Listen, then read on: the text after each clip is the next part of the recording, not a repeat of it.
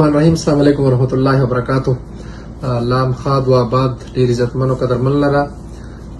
محترمو ورال د موږ د پښتنو د صوبې د قبایلو د اضلاع او خاص کر د ضلع خیبر د منومان د صورتحال تاسو ټولو په وړاندې سپیشلی د تیرو د موږ قوم د موږ عوام څومره په مشکلو په تکلیف کې دي د هر طرفه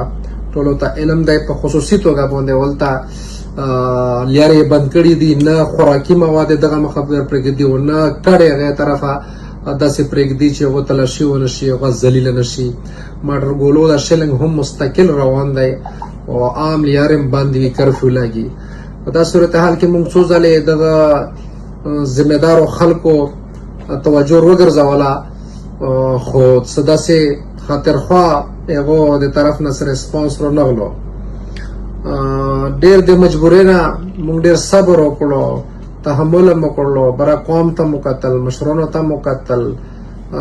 پارلیمنټارین ته مو کتل منتخب خلکو ته مو کتل خو څه داسې چې هغه هم غرض د قوم په دوک درد باندې ونه کړلو اوس د ډیر د مجبورۍ نه پس موږ به فیصله دا کوو چې انشاءالله سبا به موږ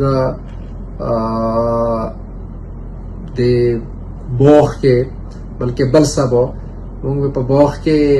د برګیډ مخې له مستقل احتجاجي کیمپ لګوو ټول قوم ته اپیل کوو چې د هفتې په ورځ او اتوار په ورځ دا د ټول قوم روزي موږ ولته احتجاجي کیمپ لګوو مستقل به لګوو او په خصوصي توګه باندې درې مطالبات موږ هم مطالبات دي دا مطالبات په انشاءالله موږ به د احتجاج په زور باندې د احتجاجي درنې نوستي پړاو په زور باندې دا موږ سر ته رسوو چې څومره د موږ واس کېږي ورته به حاضر کېږو ورته به قوم سره نوستی کوو خو په دا احتجاجي درنه کې چې کومه د برګیډ مخې ته به موږ انشاءالله مستقل احتجاجي درنه ورکوو دغه درې څلور مطالبې وي چې یو خو ولته موټر ګولو شلنګ کېږي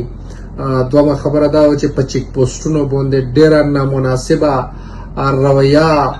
ولته کېږي موږ د خلکو سره چې کوم روزي کوم درومي کوم ننوځي کوم فوډ آیټم د ننسي یا کوم خلک بهر روزي او وسرا کرفیو لګېږي چې د هغې وجې نه خلکو ته ډېر زیات تکلیف دی وسرا چې کومې قوم د قومي مشرانو د 28 مطالبات مخې ته ایښي دي په مطالباتو باندې هم دو باقاعده څه افیشلی نوټیفیکیشن نه دی کړی بلکې سره یې منل یې نه دي نو دا یو څو مطالبې دي چې په ده په خلاف باندې به دغو د وخت پوره به موږ انشاءالله د هفتې اتوار نه د تیرو برګیډ مخې ته مستقل احتجاجي درنه موږ ورکوو ګو چې په تیرو کې خو نیټ سروس نشته چې موږ دا ویډیو پیغام خلکو ته ورسېږي او څوک پرې روشي خو بهرحال دلته چې څوک هم دا واوري په کور ده چې تیرو کې رابطې وکړي چې دا د 3-4 کم چې هفته اتوار دی دغه نه به موږ د احتجاجي کیمپ باقاعده سټارټ کوو انشاءالله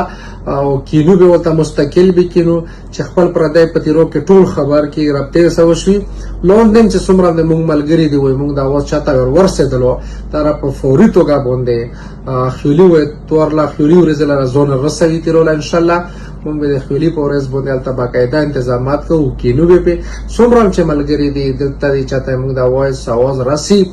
ویډیو ګوري د خپلې رابطې وکړي ملګریو سره تیرو ته ځان حاضر کړي چې قوم سره څنګ په څنګ ودرېږو مننه